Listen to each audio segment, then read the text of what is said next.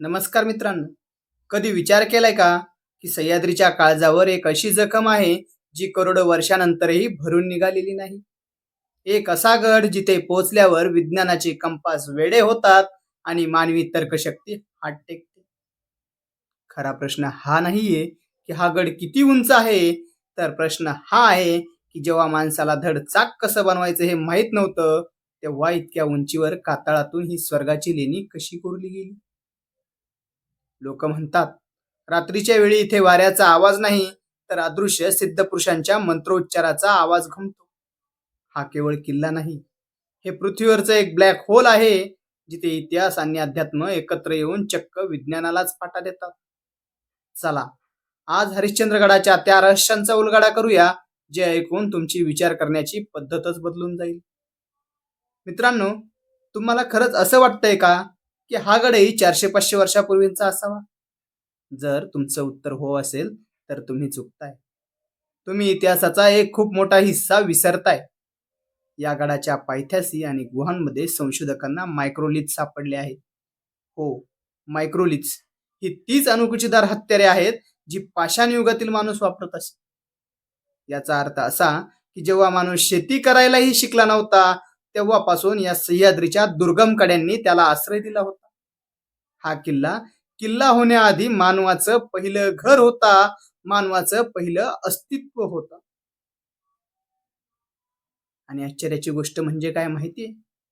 या इतिहासाच्या खुणा फक्त दगडातच नाहीत, तर त्या पुराणांतही पाहायला मिळतात. अगोदरच्या काळात या गडाला ब्रह्मगिरी किंवा मंगळगड या नावाने ओळखलं जायचं. पण मत्स्यपुराण आणि अग्निपुराण यासारख्या प्राचीन ग्रंथात याला हरिश्चंद्रेश्वर तीर्थ असं म्हटलंय. आता या गडाला हरिश्चंद्रगड हे नाव कसं पडलं, तर त्यामागे सुद्धा एक रंजक कहाणी आहे. पौराणिक कथेनुसार जेव्हा राजा हरिश्चंद्राने विश्वामित्रांच्या परीक्षेसाठी आपलं सर्वस्व दान केलं, तेव्हा त्यांना अनेक संकटांचा सामना करावा लागला होता. याच वनवासाच्या काळात मनशांती आणि शंकराचा आशीर्वाद मिळवण्यासाठी राजा हरिश्चंद्राने या दुर्गम अशा ब्रह्मगिरी शिखराची निवड केली. तिथे त्यांनी महादेवाची कठोर अशी तपश्चर्या केली. राजाच्या या तपावर प्रसन्न होऊन साक्षात महादेव तिथे प्रकटले.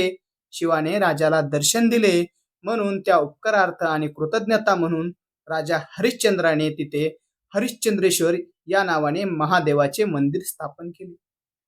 राजाने स्वतः या ठिकाणी देवाची स्थापना केली, म्हणून या गडाला हरिश्चंद्रगड असे नाव पडले.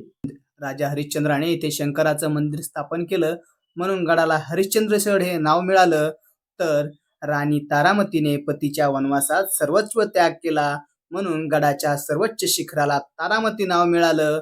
आणि त्यांच्या पुत्राने आपल्या आई वडिलांच्या कठीण प्रवासात सावलीसारखी साथ दिली, त्या राजकुमार रोहितच्या धैर्याचं प्रतीक म्हणून शेजारच्या शिखराला रोहिदासी नाव पडलं. हा गड फक्त राजांचा नव्हता, तर हा गड सिद्धपुरुषांचाही होता. हा गड अशा सिद्धांचा होता की ज्यांनी मृत्यूवर विजय मिळवला होता. 10व्या शतकात हरिश्चंद्रगड हा नाथ संप्रदायाचा केंद्रबिंदू बनला होता, जिथे अदृश्य शक्तींच्या मदतीने साधना केली जायची.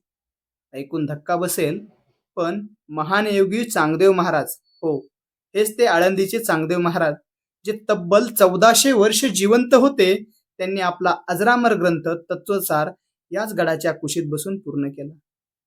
लोक म्हणतात इथल्या हवेत आजही एक व्हायब्रेशन आहे जी सामान्य माणसाचं डोकं सुन्न करतात. हा केवळ वारा नाही, तर हजारो वर्षांच्या तपश्चर्याची ती गोंदवलेली ऊर्जा आहे. पण मित्रांनो, गूढ अजूनही कायम आहे. ज्या शांत गुहेत मंत्रोच्चार घुमत होते, तिथे अचानक स्वराज्याच्या तलवारींचा खणखणाट कसा सुरू झाला? या सिद्धपीठाचं रूपांतर एका अभेद्य रणभूमीत कसं झालं? कोणते राजे या गडावर होऊन गेले आणि शिवरायांच्या स्वराज्यात या गडाचं महत्व काय होतं? या सर्व प्रश्नांची उत्तरे शोधूयात पुढच्या भागात. हरिश्चंद्रगडाचा रणसंग्राम. हा भाग आवडला असेल तर लाईक करा आणि कमेंटमध्ये हर हर महादेव लिहायला विसरू नका. जय जिजाऊ, जय शिवराय.